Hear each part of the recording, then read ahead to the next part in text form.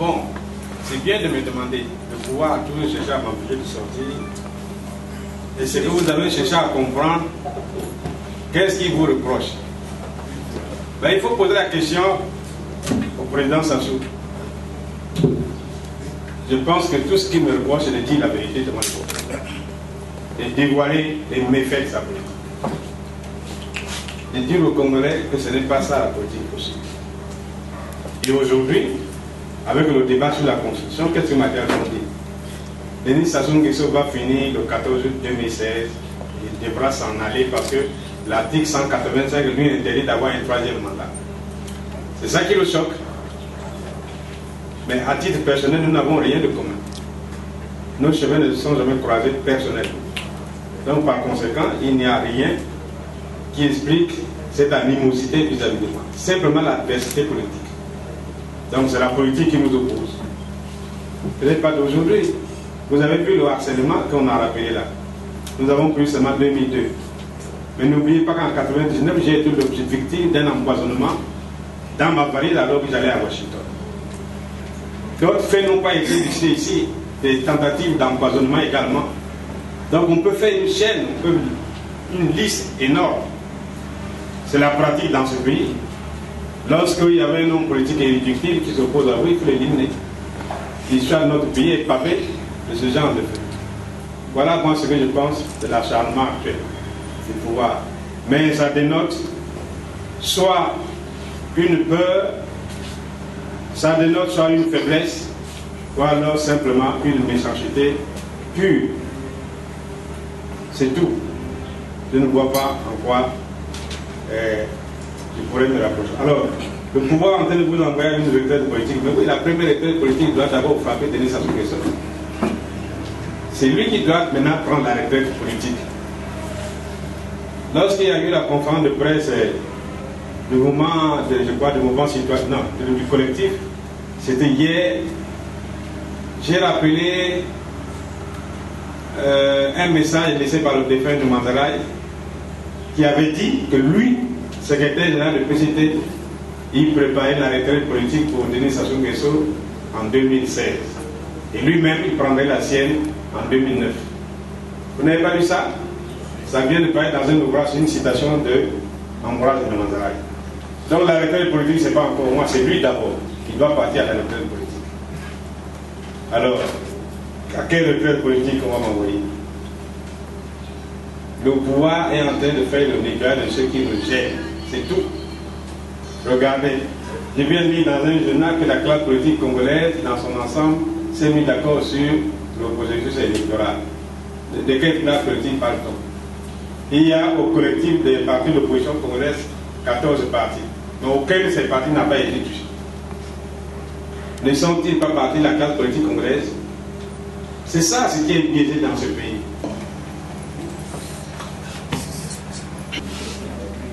Bon, courageux ou pas, en tout cas je ne suis pas inquiet. Je ne suis pas du tout inquiété. Personnellement.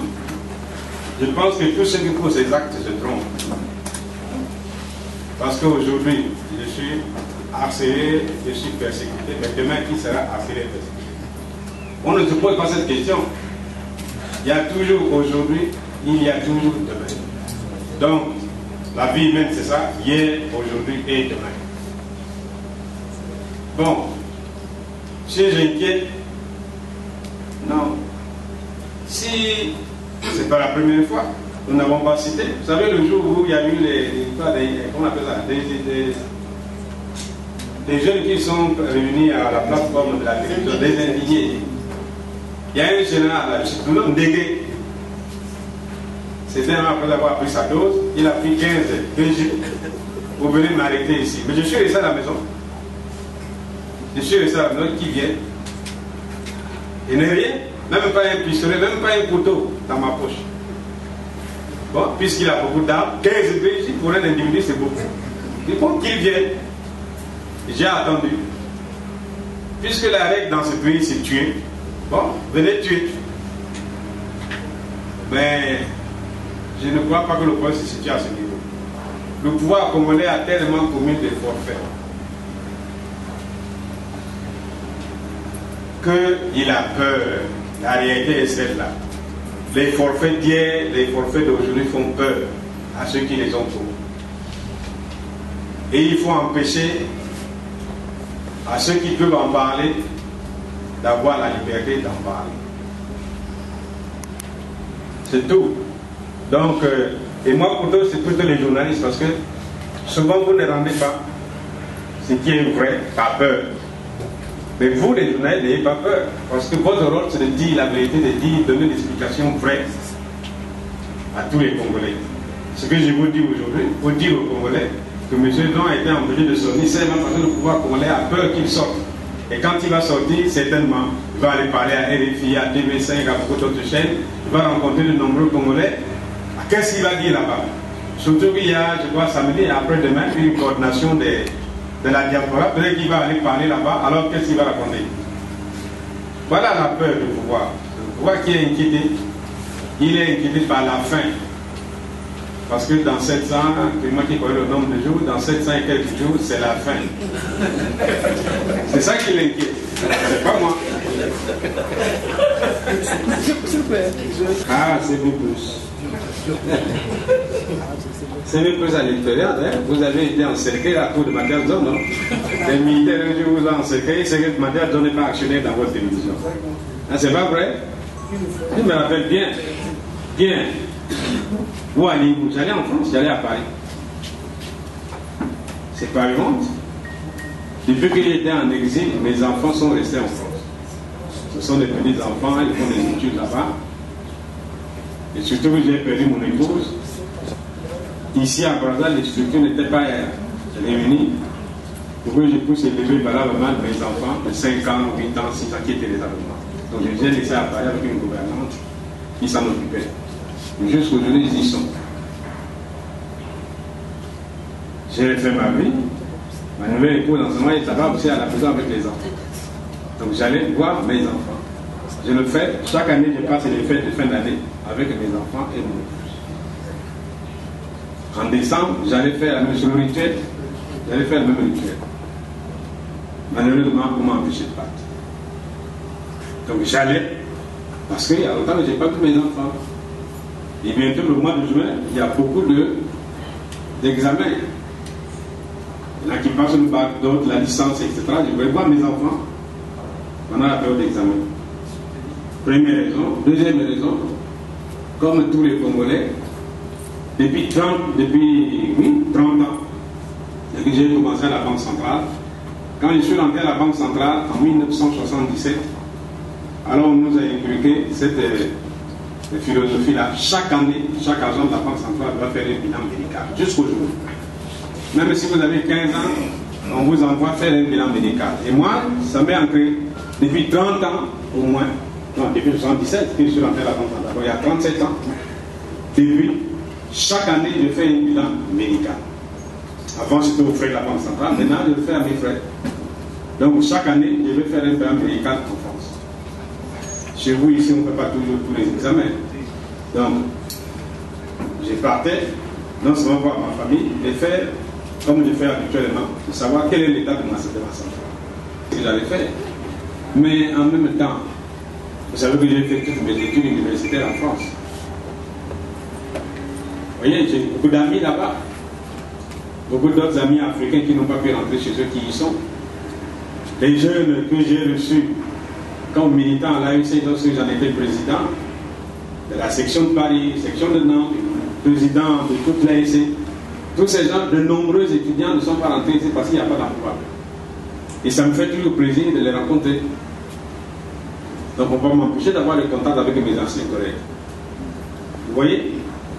Bon, et également, vous savez, ma profession, c'est une profession à caractère international. La Banque centrale, c'est 6 États.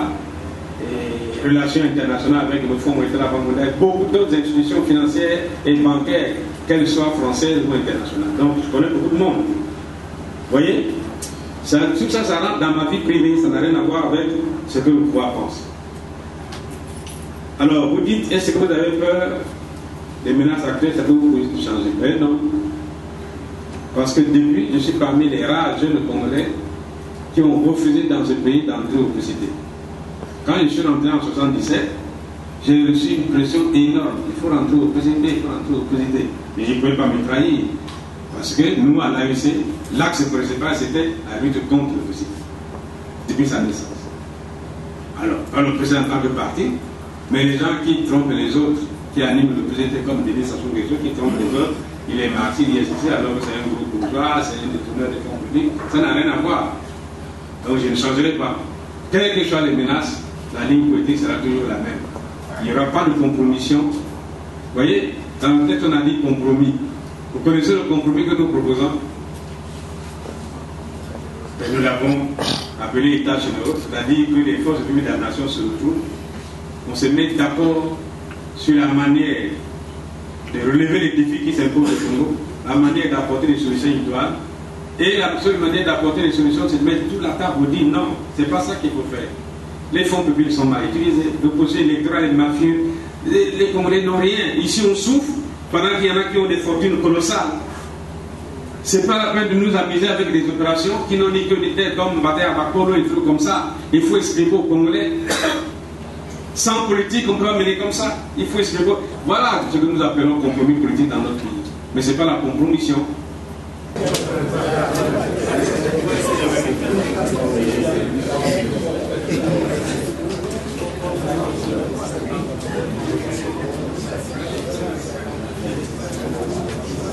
Bien, ça c'est une bonne question.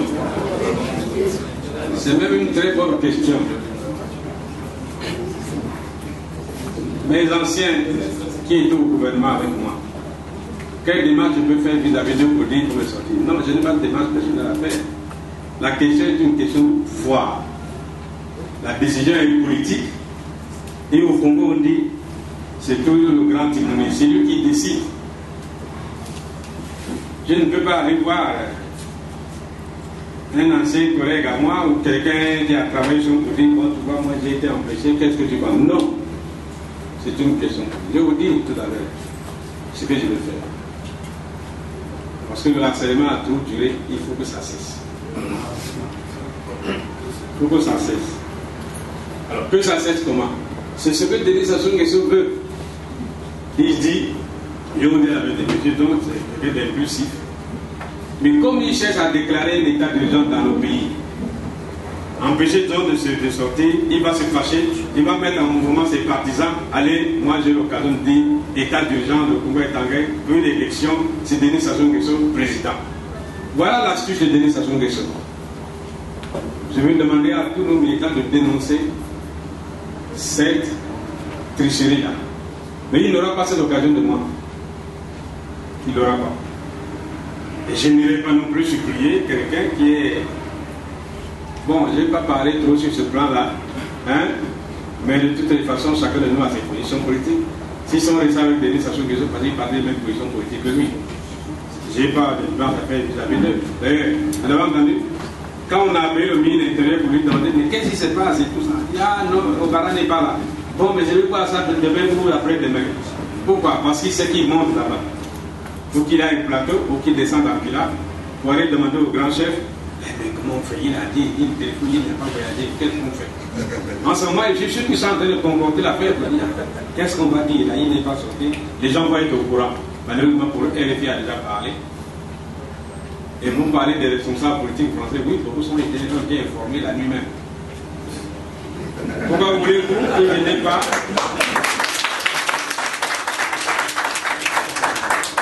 Je ne fréquente pas les milieux politiques. Mais faire la politique, c'est aussi avoir des rapports internationaux. Et les dépêches. Votre directeur de Saint-Bien, Jean-Paul Pigas, il me connaît parfaitement. C'est pas vrai? C'est juste. Voilà ce que je lui reproche. Je cherche toujours à ça, pour emprunter les mêmes sentiers que moi. Il faudrait dire de se méfier et de rester tranquille. Hein? Nous avons beaucoup qui étaient sortis. Ange Pungi et Emmanuel Gondéré sont partis à Maya. Et là-bas, on leur a dit, vous ne sortez pas. Alors ils sont allés porter plainte ici au tribunal. À l'époque, c'est d'ailleurs un magistrat que je traite un peu de courageux, qui a dit, ah, l'affaire là, non, il s'est déclaré incompétent. Et le jour de l'audience, le tribunal a dit, le tribunal est incompétent. Mais vous savez, pour le pouvoir, c'est bon. Il dit, ah, le pouvoir, c'est incompétent. Mais sur le plan national et international, c'est très grave pour le pouvoir que la justice congolaise se déclare incompétente. Ça veut dire que c'est une justice au bas. Ce n'est pas donc une justice. Ça a démontré cela. Et cette deuxième démonstration, c'est que le pouvoir congolais marche sur la justice. C'est donc pas un pouvoir légitime, ce n'est pas un pouvoir démocratique. Parce qu'il ne respecte pas les dépendances de tous les pouvoirs, notamment les dépendances du pouvoir judiciaire. Alors moi, pas à ça que j'ai de faire. Je peux vous informer que j'étais avec mon avocat aujourd'hui. On lui dit trop c'est trop. Et je vais lui demander de saisir la justice. Pas seulement la justice congolaise, y compris la justice internationale, parce que c'est très grave. Tentative d'assassinat, harcèlement, persécution, privation des droits. C'est beaucoup. Donc sur le plan international, ça peut faire une belle audience. Et on va tenter. Il y a 3 personnes qui sont retrouvées aujourd'hui. À travers eux, c'est l'État congolais. Il y a Denis Sassou Nguesso, Raymond Bouroumi, l'intérieur, et Obara, je ne connais pas son prénom. Philippe. Comment Philippe Obara. Puisque le colonel Dié a dit, ah, mon directeur n'est pas là, c'est Obara. Je connais 3 noms. J'ai demandé à mon avocat de voir le nécessaire. Il faut que ça prenne. La deuxième phase, c'est de raffermir la lutte que nous mettons aujourd'hui pour qu'il y ait une alternance pacifique en 2016. Pour mettre fin à cette barbarie aujourd'hui, pour mettre fin à cette politique unique, cette politique répressive, cette politique arbitraire, alors il faut mobiliser les Congolais à faire en sorte que l'alternance se produise en 2016. Donc on passe par la mobilisation.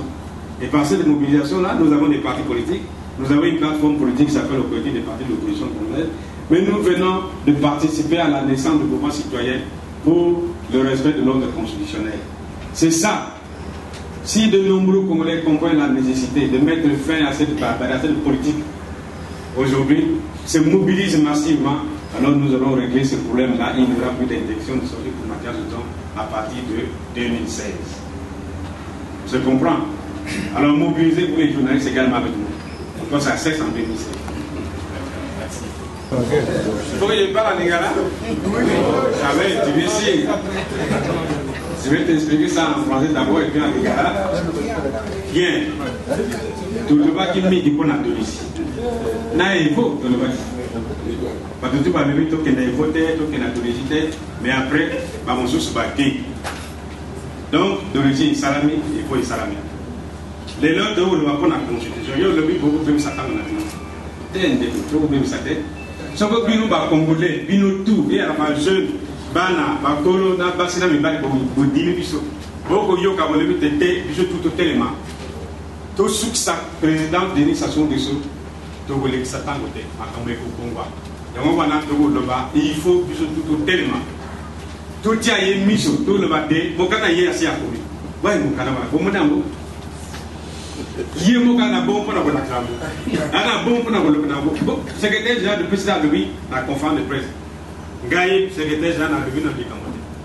Président Sassou à l'Obi du Camoté. PCT à l'Obi, bureau politique à l'Obi. On a dit, bon, il faut tout élément. Surtout Salima Kass et Koleka. 2016 pour Salama, Sassou Nguesso à Kozalate. Yamouana, Moto, Togo, Pesampamutu, Bisoutou. Mais il est à l'Iboso le 20 juillet 2016. On a tombé. Bah, on a élection locale, on a une fausse liste.